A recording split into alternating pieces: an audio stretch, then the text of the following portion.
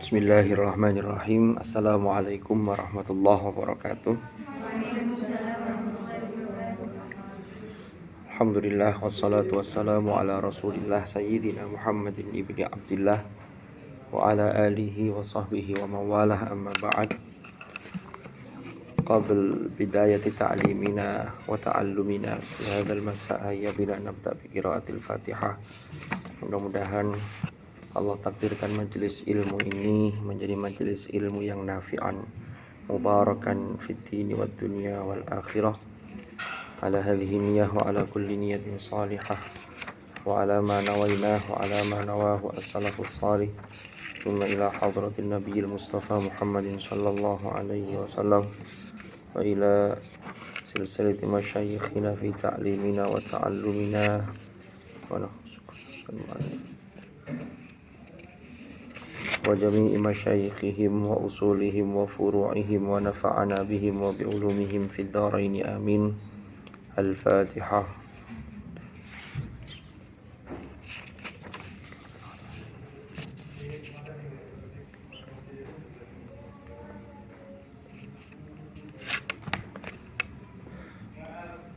Yang Fathul Manan itu Fadilatu akhiri suratil Baqarah sudah selesai ya.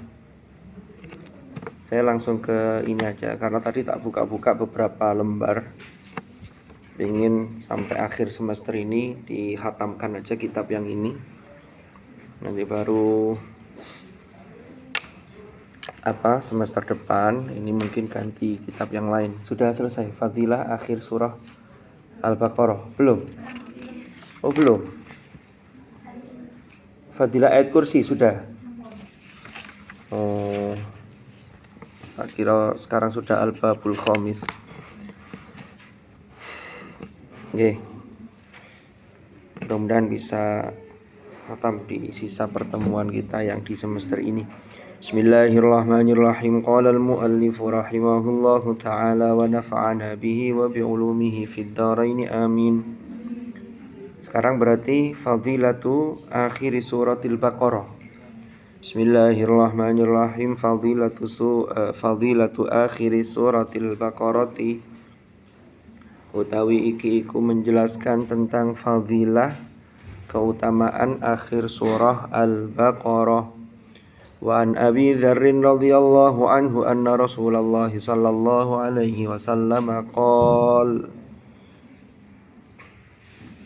bahwasanya Rasulullah sallallahu alaihi wasallam iku qala bersabda sapa Rasulullah, innallaha sesungguhnya Allah subhanahu wa ta'ala iku khatama menutup mengakhiri sapa Allah surat Al-Baqarah ing surah Al-Baqarah bi ayataini kelawan dua ayat.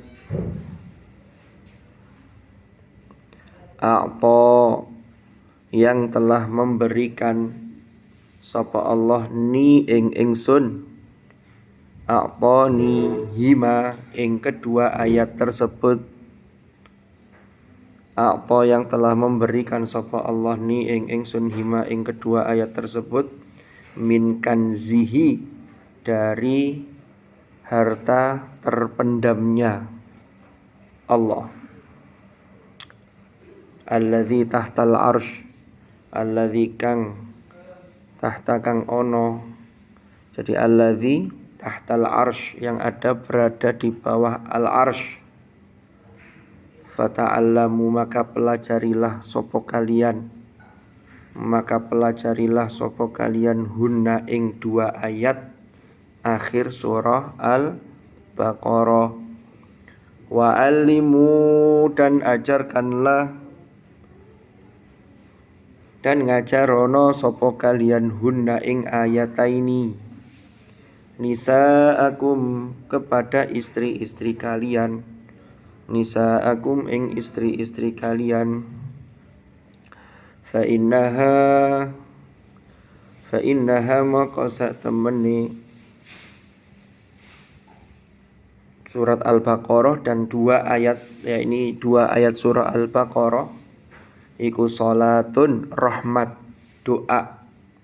Iku salatun rahmat, wa Qur'anun dan Qur'an, wa du'aun dan doa. Hadza haditsun sahihun ala syarti. Itu cetakan sampean apa? Syarti ada muslimnya enggak? Walam yukharrija apa yukharrijhu? Yukharrija ya. Mestinya kalau yukharrija itu ala syartil Bukhari wa Muslim, karena yukharrija itu kan kembali ke Bukhari dan Muslim. Kalau Bukhari saja mestinya cetakannya walam yukharrijhu. Itu ada yukharrija gitu ya. La'alla shawab. Ini mestinya syartil Bukhari wa Muslim, syarti syaikhaini. Ini adalah hadis sahih ala syartil Bukhari, menurut syarat yang telah ditentukan oleh Imam Bukhari dan Imam Muslim. Tapi walam yukharrija, dua imam tersebut tidak meriwayatkan, tidak mengeluarkan dalam kumpulan hadisnya. Tapi memenuhi syarat dia, gitu loh maksudnya itu. Jadi hadis ini memenuhi syarat sebagai hadis sahih dalam pandangan Imam Muslim dan Imam Bukhari. Kalau hanya Bukhari saja yang disebut, mestinya walam yukharrijhu. Wes, enggak apa-apa, kita lanjutkan. Wa an Abi Mas'udin Al-Badri, dan diriwayatkan dari Abi Mas'ud Al-Badri radhiyallahu anhu, anin Nabi sallallahu alaihi wasallam qala bersabda sapa Nabi, man qara'a man utawi barang siapa iku qara'a membaca sapa man bil ayataini kelawan dua ayat min akhir suratil Baqarah, dari akhir surah Al-Baqarah, fi lailatin pada satu malam. Jadi pada malam, setiap pada satu malam, kafata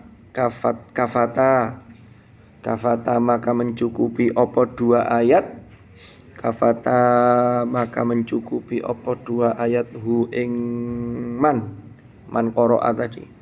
Kafata maka mencukupi opo dua ayat hu ing man. Muttafaqun alaihi.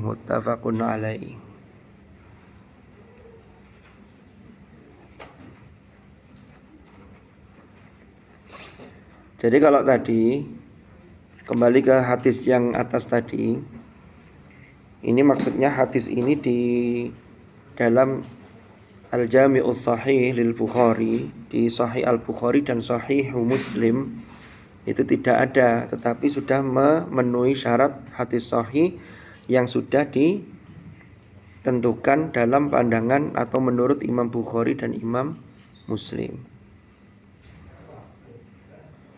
Di antaranya adalah al-ittisal fi asanidil ahadits. Jadi sanadnya itu sambung. Sanadnya tidak terputus. Lalu yang kedua termasuk antatawaffara al-adalatu wal wafaqatu fi ruwatil hadits. Jadi para perawi dalam setiap tabaqah, ya, dalam setiap tingkatan yang meriwayatkan hadis itu memiliki sifat adil sekaligus sifat al-wathaqah. Jadi ini dalam pandangan Imam Bukhari dan Imam Muslim. Lalu di hadis yang kedua, ini Rasulullah pernah dawuh, barang siapa yang membaca dua ayat dari surah Al-Baqarah fi lailatin pada satu malam. Jadi Rasulullah itu terutama ketika hendak tidur ya, awa ila firashihi, seperti kemarin dalam ketika membahas tentang fadilatu ayatil kursi itu, idza awaita ila firashika, yang kemarin sudah kita kisahkan, sudah kita ceritakan, sudah kita jelaskan. Abi Hurairah itu yang ada setan yang menyamar sebagai sosok yang kemudian mencuri makanan pokok yang ditunggu oleh Abu Hurairah itu. Dan Gus Baha itu pernah cerita, sering ya. Jadi beliau itu kalau mau tidur itu yang dibaca itu banyak sekali. Karena orang tidur itu sesungguhnya apa istilahnya ya? Miniatur dari kematian. Allahu yatawaffal anfusa hina mautiha wallati lam tamut fi manamiha. Ada yang kemudian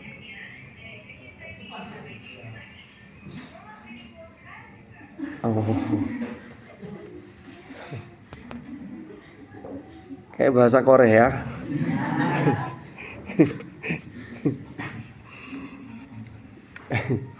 Itu rekaman apa itu? Alarm, tamu so habis waktunya. Kita mulainya terlambat kok sudah diingatkan waktunya habis.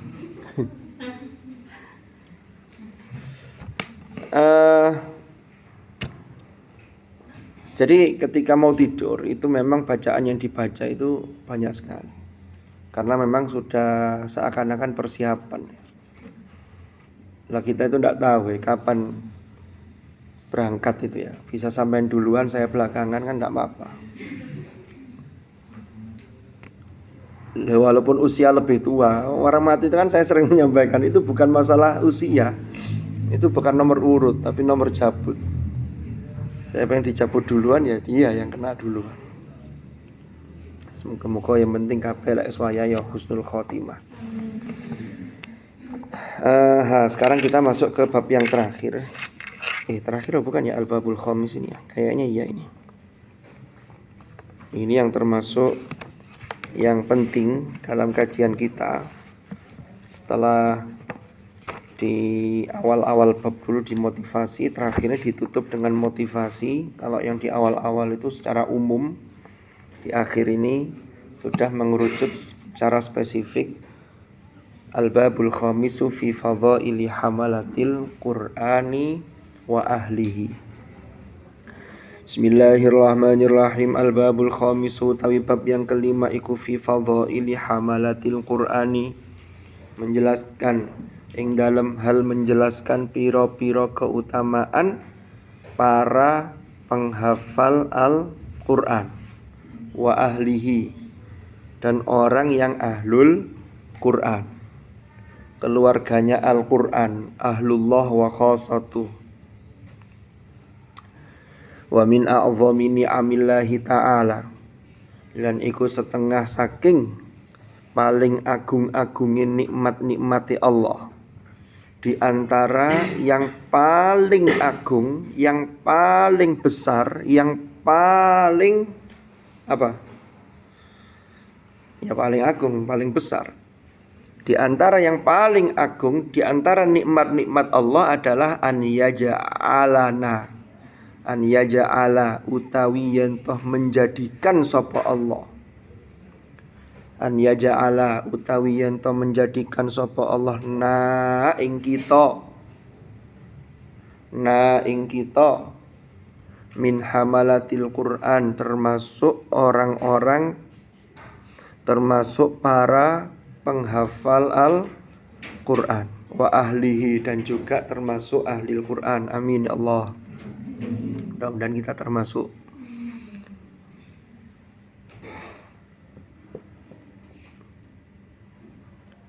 Saya itu pernah dapat kiriman file buku, file PDF itu loh. Terus saya copy di Hizbul Waton. Judulnya Qimatuz Zaman Indal Ulama. Jadi judulnya itu Qimatuz Zaman Indal Ulama. Nilai waktu, nilai masa bagi para ulama. Seingat saya, itu memang buku itu secara umum berbicara atau berkisah mengenai orang-orang yang ahlul ilmi. Pokoknya kesibukannya itu dengan ilmu, kesibukannya itu dengan ketakwaan. Itu betapa memiliki waktu itu yang sangat bernilai. Waktu yang bernilai itu adalah waktu yang penuh dengan barokah.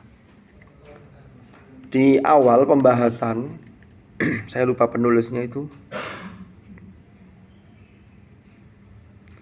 Kalau tidak salah Abdul Fattah Ibnu Abi Ghuddah. Kalau tidak salah ini penulisnya itu Abdul Fattah Ibnu Abi Ghuddah. Itu bila memulai ungkapannya dalam beberapa paragraf itu merinci tentang nikmat. Wa in ta'uddu ni'matallahi la tuhsuha. Ada yang lanjutannya innal insana la zalumun kafar. Lalu beliau menjelaskan ternyata nikmat Allah itu ada dua kategori. Ada yang masuk kategori usulun ni'am, pokok-pokok nikmat. Ada yang masuk kategori furu' atau an-ni'am al-furu'iyah. Jadi nikmat-nikmat yang sifatnya cabang. Lah kita ini kadang-kadang menurut saya ini pandangan saya, termasuk saya evaluasi diri saya. Itu kadang itu melupakan yang pokok, tetapi yang cabang itu sudah dianggap seakan-akan itu sudah nikmat yang luar biasa. Padahal yang pokok itu sering terlupakan. Di situ beliau merinci, ternyata yang paling mendasar, yang pokok itu yang pertama itu adalah al-imanu billah. Jadi orang itu kalau sudah punya iman, itu sudah anugerah nikmat yang pokok. Ya kan, makanya ketika sampean dulu di pondok latihan muhadharah, latihan khitobah, ya kan? Kita bersyukur pada Allah, nikmat terutama nikmat iman dan Islam. Itu ternyata memang usulun ni'am. Jadi itu pokok nikmat yang paling pokok. Karena dengan keimanan itu, nanti yang lain itu bisa bernilai ibadah, bisa bernilai pahala di sisi Allah. Karena kalau tidak ada keimanan, ini berarti, makanya dulu sampai ada pertanyaan begini, gimana ya kalau ada orang non muslim, dia tidak bersyahadat, tapi dia melakukan kebaikan ke orang lain juga baik, mosok ya kemudian dia mendapatkan siksa, padahal dia ini sudah berbuat baik. Maka jawabannya itu sesungguhnya dalam surah Wal Asri itu, illal ladzina amanu. Itu kan pondasi. Jadi kalau kita sudah beriman, itu berarti kita sudah mengikrarkan kepada siapa kita ini bertuan.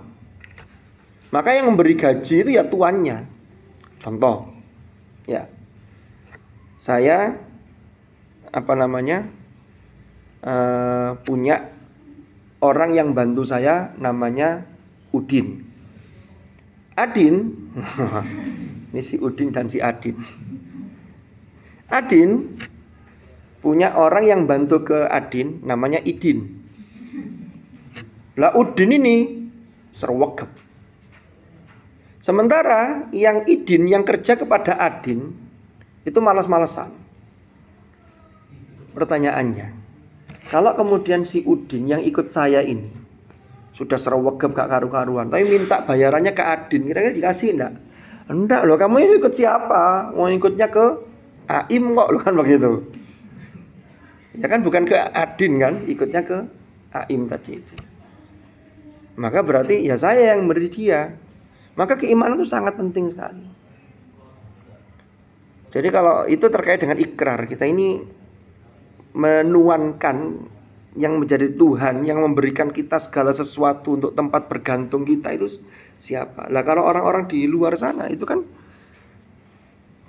sesungguhnya secara hakiki Allah yang menghidupi mereka, Allah yang memenuhi rezeki mereka, tetapi mereka tidak menganggap itu tuannya, justru menganggap hal yang lain, kan begitu.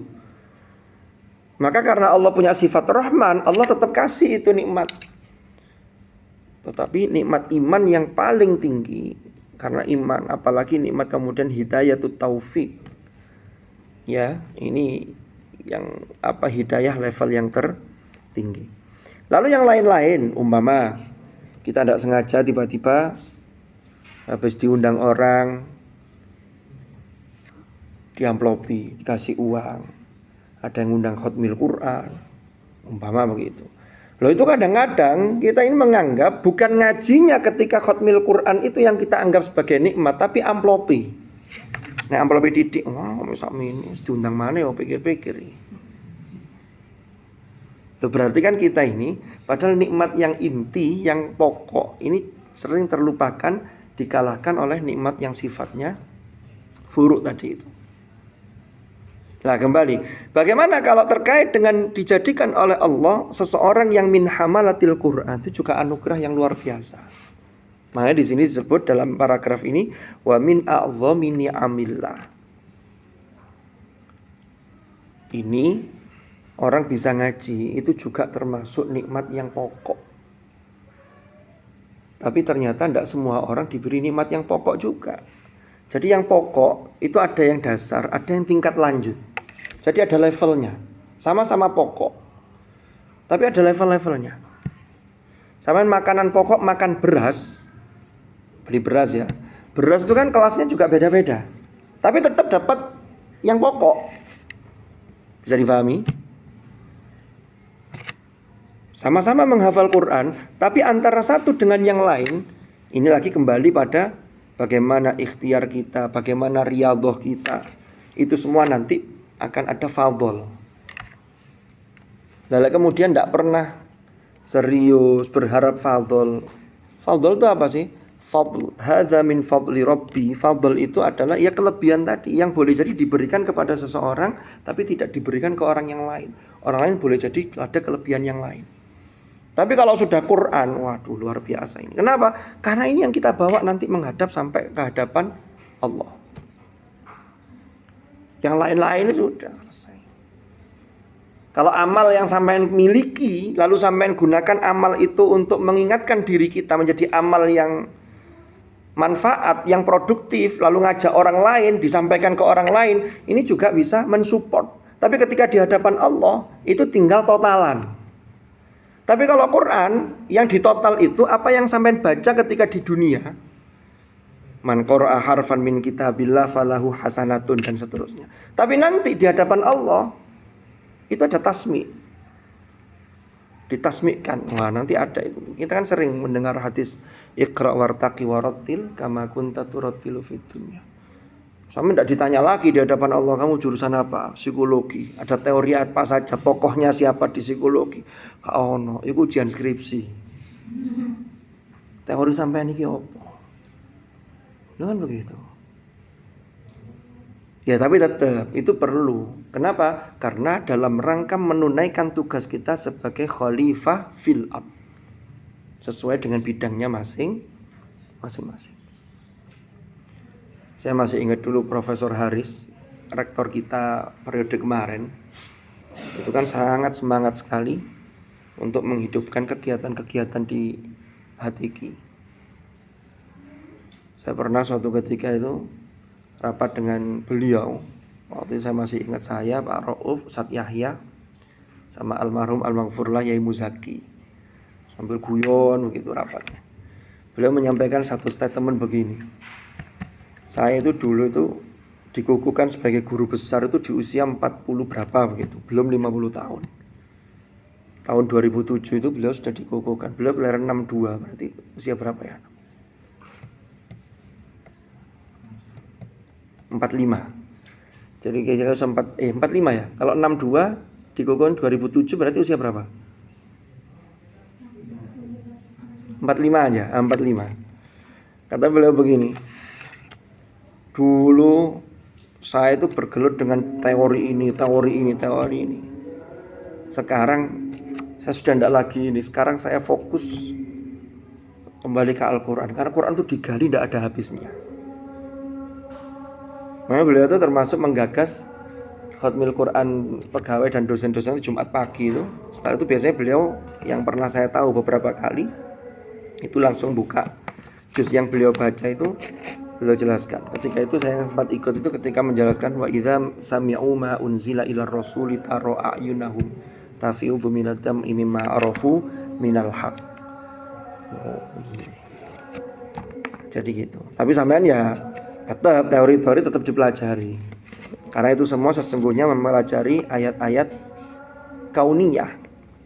Karena itu teori kan dari penelitian, dari eksperimen, dari hal-hal yang sifatnya empiris. Karena memang kita diberi indera oleh Allah untuk apa? La'allakum tashkurun. Termasuk untuk mengupgrade kemampuan kita sebagai khalifah fil ard. Tapi sampai sudah punya modal yang ini yang luar biasa ini. Jadi Allah mentakdirkan kita min hamalatil Quran, itu harus kita syukuri. Kita syukuri itu bukan untuk sombong-sombongan, tetapi justru semakin menjadikan kita rendah hati. Ya. Wa innana nastati'u wa innana lan sak temene kita. Nastati'u bisa atau mampu sapa kita hifdzal Qur'ani ing menghafal Al-Qur'an. Li ajli taufiqihi, tidak lain dan tidak bukan karena besarnya taufik Allah, karena sebab taufik pertolongan Allah, wa fadlihi dan fadl Allah, anugerah Allah, wa rahmatihi ta'ala dan juga rahmat kasih sayang Allah. Jadi sembarang disyukuri, lancar disyukuri, bulet tetap disyukuri. Caranya apa? Tetap ngaji. Lek bulet gak bersyukur, wis bulet gak ngaji pisan. Lancar gak disyukuri, lancar gak ngaji, berarti lancar yang tidak bersyukur. Wis paling tidak itu ikatan yang kuat dalam hati Anda. Ya apa caranya semaksimal mungkin selalu diusahakan. Kalau sekarang mungkin mbak-mbak yang PTQ masih berada di sistem yang enak, harus setoran, di absen. Mas-mas yang putra walaupun tidak begitu ketat, tinggal kontrolnya ada dalam diri sendiri.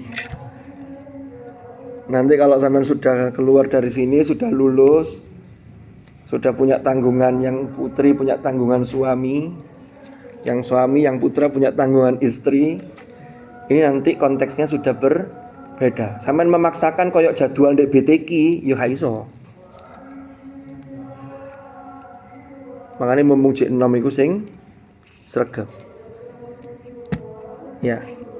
Kayak saya ini akhirnya getun, kadung tuwek. Sudah menjelang usia 30 tahun. Saya kemarin bilang 17 tidak percaya, 30 diguyu terus piro karepe.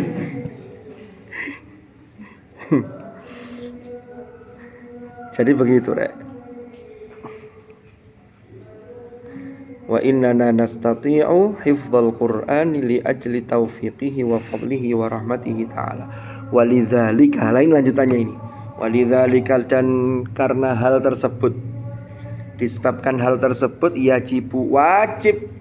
wajib harus alaina bagi kita, yajibu alaina bagi kita apa an nashkurallaha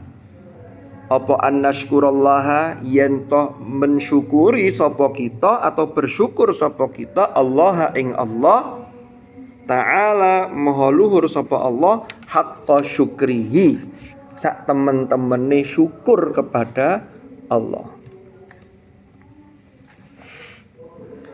Dulu mungkin pernah saya jelaskan, jadi kalau ada uslub dalam bahasa Arab yang menggunakan haqqa di akhirnya, ini menunjukkan tataran ideal yang itu harus selalu diusahakan dan tidak ada pensiunnya. Sama harus apik dari sisi kualitas hafalannya, dalami lagi sisi maknanya. Mana perilaku yang masih kurang, mana perilaku yang masih harus di-upgrade lebih baik lagi. Terus begitu, itu namanya haqqa syukrihi. Ya ayyuhalladzina amanu taqullaha haqqa tuqatih wajahidu fillahi haqqa jihadih. Alladzina atainahumul kitaba yatlunahu haqqa tilawati. Sehingga muncul ada kitab namanya Haqqut Tilawah. Ini ada sinkronisasi antara diri, perilaku, ya ini dari dalam hati, cara bacanya dan juga perilaku. Itu Haqqut Tilawah. Lah haqqa syukrihi juga begitu. Kan syukur itu memadukan 3 hal paling tidak kan. Jangan hanya ingat. Apakah orang mengucapkan alhamdulillah itu dianggap syukur? Salah satunya iya. Tapi alhamdulillah itu bukan satu-satunya menunjukkan kondisi kesyukuran seseorang. Ya. Ada orang melakukan maksiat, ya dianugerahi Allah fisik, lalu fisiknya dipakai maksiat, lalu dia bilang alhamdulillah iso maksiat. Lah ini naudzubillah. Enggak nyambung. Jadi alhamdulillah itu sebuah ungkapan syukur. Ya, kita ini dianugerahi nikmat yang sangat banyak. Cuma kalau alhamdulillah sifatnya lebih umum, karena ini pujian. Lawang kita ini minta atau tidak minta, itu pasti nikmat Allah selalu datang. Oksigen, ya kan? Organ yang sehat. Coba kalau itu dicabut salah satu saja, naudzubillah. Luar biasa. Makanya Allah itu berhak dipuji. Alhamdulillah. Itu mufassirin itu unik juga ya ketika menangkap kesan dari ayat alhamdulillah itu. Jadi di situ tidak menggunakan dhamir yang mukhatab. Langsung engkau maha terpuji atau aku memujimu, enggak. Tapi menggunakan alhamdulillah. Ini kalau bicara mengenai lalu ini lebih luas lagi, tetapi salah satu pesannya, kalau memuji sesuatu itu jangan di hadapannya, karena akan berbahaya, apalagi memuji manusia. Biasanya orang kalau niatnya menjilat itu baru memuji di hadapannya. Mau ada seorang penguasa lalu kita butuh apa, dibikinkan pujian-pujian yang luar biasa. Maka biasa memuji itu jangan di hadapan orangnya. Tapi kalau mengingatkan itu lebih baik di hadapan orangnya. Nah kita ini enggak, mengingatkan jadi ngerasani, memuji padahal walaupun tidak sesuai itu di hadapan orangnya. Padahal orang itu kadang-kadang kalau dipuji itu kalau tidak sesuai, kelebihan itu senang. Tapi kalau dilokno walaupun sesuai fakta, tidak kelebihan loh ya, dilokno kekurangannya itu tidak terima. Biasanya begitu. Nah kembali ke syukur tadi. Jadi syukur itu memadukan pertama ingat yang memberi. Kalau sudah ingat, maka ingat itu akan memunculkan ungkapan secara lisan, walisanan dzakira, lisan yang menunjukkan bahwa dia ingat. Kalau sudah ingat, hatinya ingat, lisannya ingat, maka dia menggunakan anugerah itu sesuai dengan fungsi penganugerahannya. Kalau orang bersyukur kemudian menyalahi apa tujuannya, tujuan penganugerahannya tidak ada.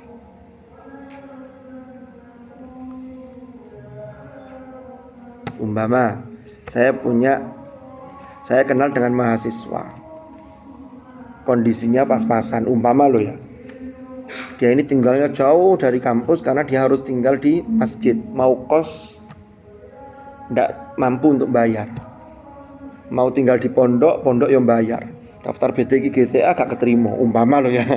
Kalau BTG GTA kan sudah lumayan, caranya tidak terlalu jauh.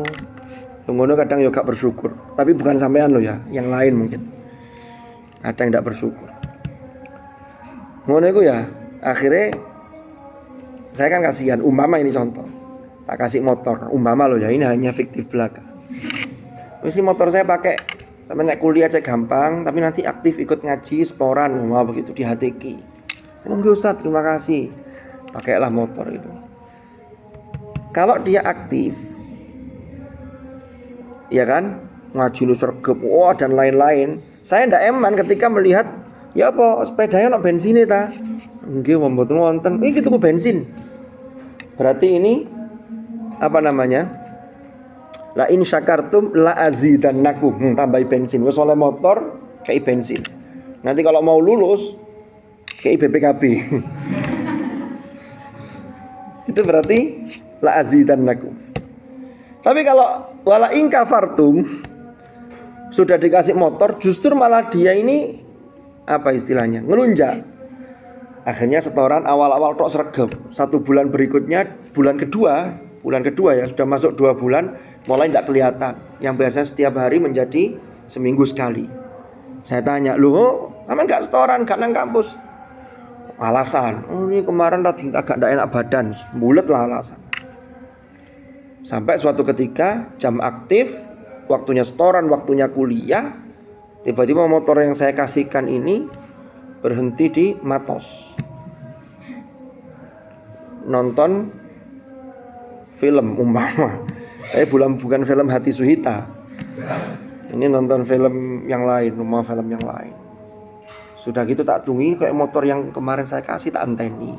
Akhirnya metu tuh gedung bioskop itu, terus nonton film gandengan sama cewek. Waduh, apa kira-kira yang terjadi? Niat saya ngasih motor tadi apakah untuk jalan-jalan ke Matos? Enggak. Maka inilah dicabut. Sudah. Tak cabut terus gak usah sepeda-sepedaan. Nah, ini dicabut ini. Jadi itu contohnya kesyukuran itu begitu. Jadi kesyukuran itu harus ada keseimbangan dalam hal apa yang dia lakukan. Bismillahirrahmanirrahim. Iki apa lah ceritane hatame kapan iki? Walidzalika yajibu alaina an nashkurallaha ta'ala haqqa syukri. Wa ani ibn Abbasin fi tafsiri qaulihi ta'ala. Dari Ibnu Abbas ketika beliau ini dalam menafsirkan firman Allah Ta'ala, qul bifadlillah, qul katakanlah wahai Muhammad, bifadlillah, kelawan anugerah Allah. Ya, apa yang dimaksud fadlillah itu? Qala, Ibnu Abbas berkomentar, Al-Quran. Ini yang dimaksud fadlillah itu adalah Al-Quranul Karim. Bifadlillah ay bil Quran. Wa birahmatihi, memang ada mufassir yang mengatakan Al-Quran juga masuk kategori rahmat. Wa nunazzilu minal Qur'ani ma huwa shifaa'u wa rahmatul lil mu'minin. Kan begitu, sehingga Quran juga rahmat. Ya kan begitu. Ya ayyuhan nas qad ja'atkum mau'izatun mir rabbikum wa shifaa'ul lima fis sudur wa hudaw wa rahmatul lil mu'minin. Qul bi fadlillah. Tapi Ibnu Abbas pendapatnya wa bi rahmatihi itu maksudnya apa? Karena kasih sayang Allah sehingga Allah menjadikan kalian anja'ala yanto menjadikan sapa Allah kum ing kalian min ahlihi adalah termasuk ahlul Quran. Ahlul Quran itu siapa? Nah, ini ulama banyak yang merinci, tapi saya tetap meyakini dawuhnya guru saya. Orang yang paling berpeluang untuk menjadi ahlul Quran itu adalah hamilul Quran. Yang paling berpeluang. Kenapa? Karena dia ini menghafal Quran. Menghafal Quran itu tidak gampang. Walaupun sudah dijamin walaqad yassarnal Qur'ana lidzikr fahal mim muddakir, tapi kan menggunakan yassarna sehingga tetap ada usaha-usaha kita. Tidak serta-merta. Itu kan menunjukkan ada keterlibatan pihak lain kalau mau dimudahkan. Maka yassarna itu butuh ngoyo. Sampai ya ketika nambah ya mencureng barang. Ya disentak guru nih barang kadang-kadang. Ya itu kan biasa begitu itu. Dielingno, dawane kurang roto barang ngono iku. Kadang sing gak telaten wis dielingno cek kae diuneni gurune wis bulet diuneno durung mari ngeleno wis muni maneh. Bulet maneh. Entenono taladilu la tuharrik bihi lisanaka lita'ajjala bi. Ojo cepet-cepet. Wis dielingno. Dimotivasi. Iku lho wong gak sabar dituturi balik-balik ini. Pancet ae ngono-ngono ae kandhane ini ngono iku dikandani. Karena tidak ada sabar. Jadi ketika seseorang menjadi ahlul Quran itu sudah ada proses panjang. Ngapalno Quran itu sangat berpeluang menjadi ahlul Quran. Baik ketika proses menghafal apalagi sudah selesai. Karena selesai hatam itu bukan selesai segala-galanya. Justru itulah awal tanggung jawab kita sebagai orang yang mendapatkan predikat sebagai hamilul Quran. Suwe gak deres, merasa bersalah, itu bagus. Iya yo. Biyen tau lancar, saiki rodok mbulet opo. Jangan-jangan seperti dawuhnya Imam Asy-Syafi'i. Syakautu ila waqi'in su'a hifdzi fa arsyadani ila tarkil ma'asi. Begitu dan seterusnya lah. Jadi ini kasih sayang Allah. Maka orang yang menghafal Quran itu dia kan akrab. Sehingga semakin akrab maka dia masuk kategori ahlul Quran, ahlullah wa khassat. Tinggal melanjutkan saja sebagai bentuk kesyukuran kita, lafadznya, maknanya. Itu tidak bisa langsung, tapi proses panjang. Tapi proses itu harus dilalui. Kalau hanya diangan-angan ya tidak akan tercapai. Sama melihat sosok Gus Baha, Ustadz Adi Hidayat umpama, kok bisa begitu ya? Lihat prosesnya. Saya pengen jadi kayak gitu tapi yang nyantai. Wah. Pengen jadi kayak gitu. Kenapa kayak mahasiswa, bukan sampean tapi di UIN ini mungkin di kelas lain. Pengennya nilai A. Tapi nggarap tugas sekian buka buku mencurang, ngantuk. Karena bukunya buku berat. Akhirnya dipilih. Oh, saya senang kalau ini, saya ini kalau ini enggak senang. Tapi ini oleh B gak terima. Lu ngene kono. Jadi kalau dapat B itu bukan mengevaluasi diri tapi yang dievaluasi dosennya. Dosen ini pelit ke nilai. Biasanya habis dari pelit ke nilai itu ngelambra kemana? Semulangi gak enak loh ngono barang. Itu di tempat lain ada. Wes lanjut. Bismillahirrahmanirrahim. Ada pertanyaan tak? Ada. Saya mau cerita Korea kemarin saat cerita di malam Jumat. Hadir semua kan waktu halal bihalal itu? Iya. Oh ya wes. Sebenarnya ada yang terlewat kemarin itu. Tapi kapan-kapan aja.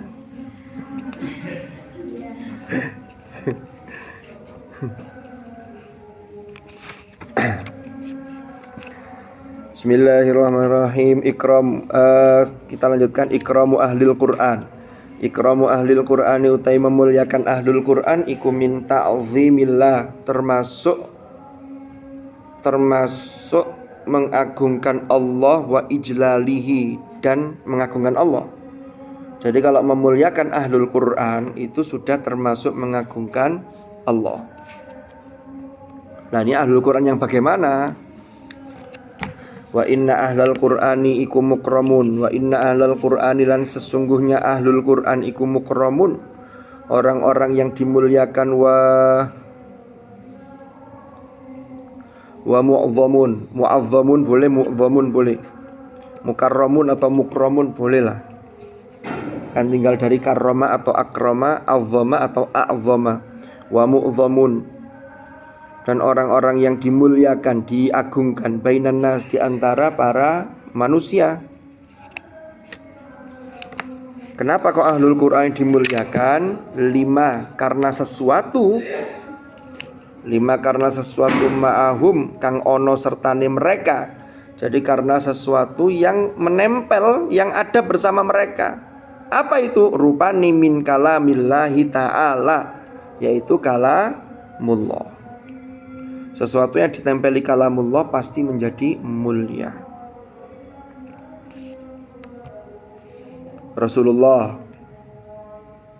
mendapatkan Al-Quran, wahyu, maka Rasulullah menjadi Sayyidul Anbiya wal Mursalin, dipilih oleh Allah. Malaikat Jibril, malaikat yang paling mulia karena membawa Al-Quran. Bulan Ramadan, bulan yang di dalamnya diturunkan Al-Quran, menjadi bulan yang mulia.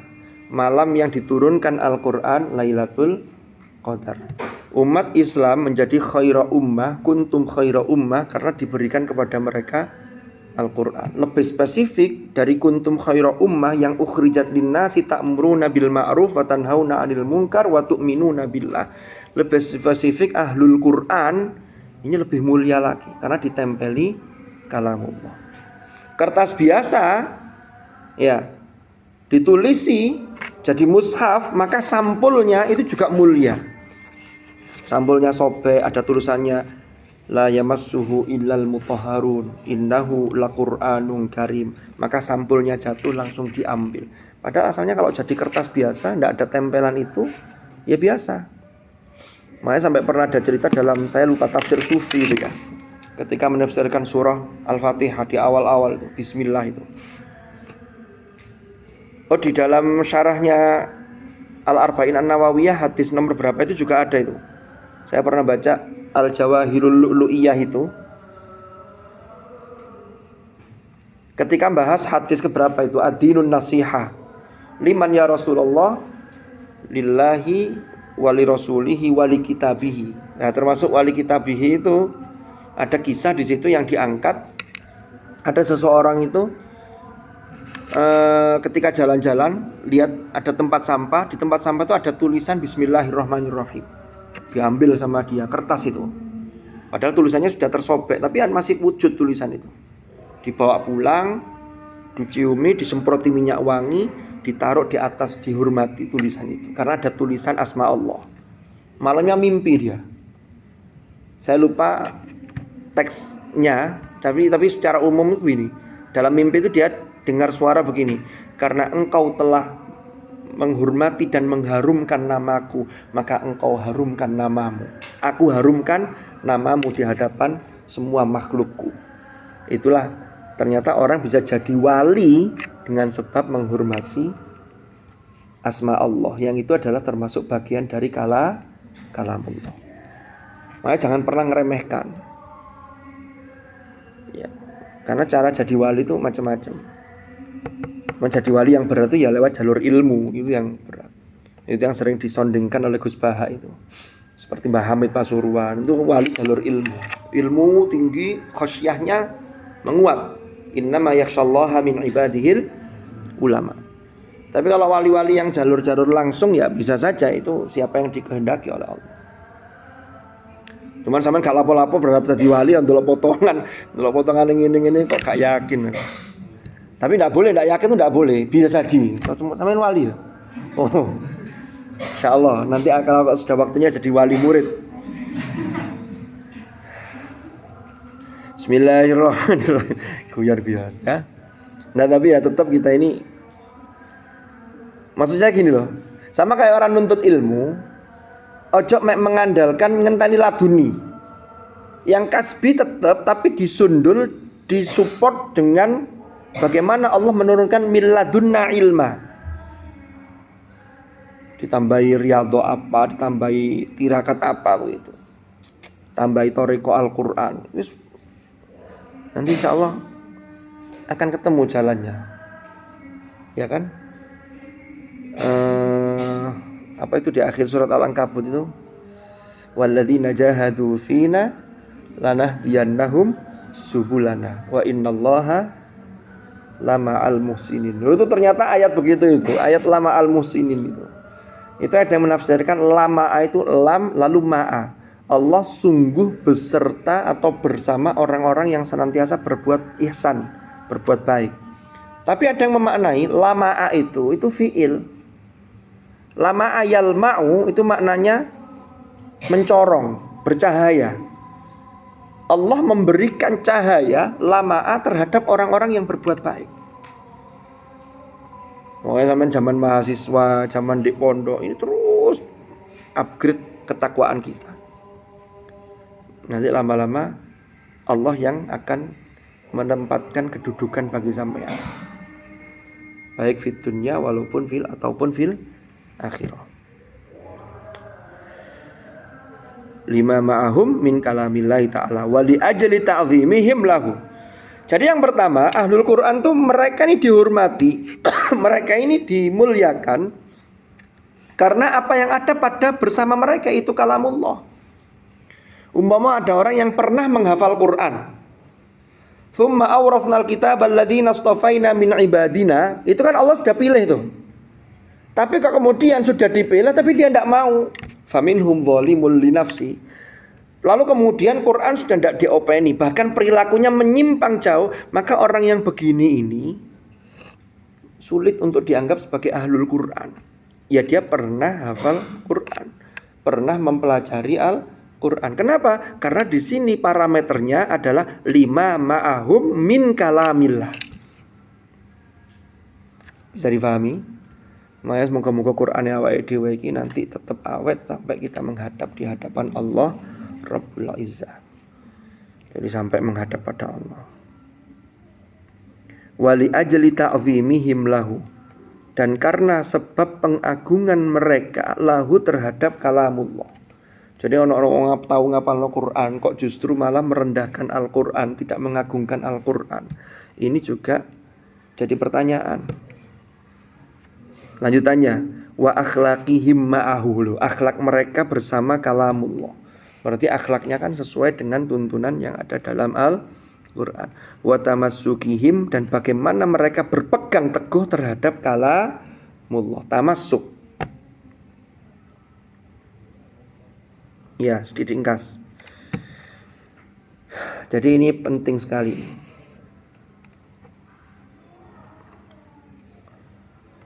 Qala Allah Ta'ala, wa may yu'azzim sya'airallahi fa innaha min taqwal qulub. Barang siapa yang mengagungkan syiar-syiar Allah, Ini contoh adzan maghrib.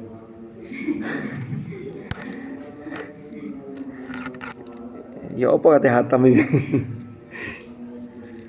Apa nanti pertemuan berikutnya harus diwoco, mana gak usah dijelasno ya. Allahu akbar, Allahu akbar. Wa may yu'azzim sya'airallah fa innaha min taqwal qulub. Wallahu a'lam bishawab. Mudah-mudahan manfaat, mudah-mudahan barakah. Al-Fatihah.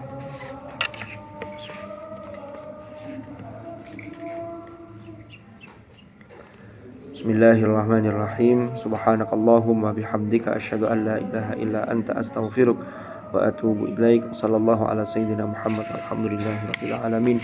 Mudah-mudahan manfaat, mudah-mudahan barakah. Hadanallahu wa iyyakum ajma'in. Al-afa minkum. Assalamualaikum warahmatullahi wabarakatuh.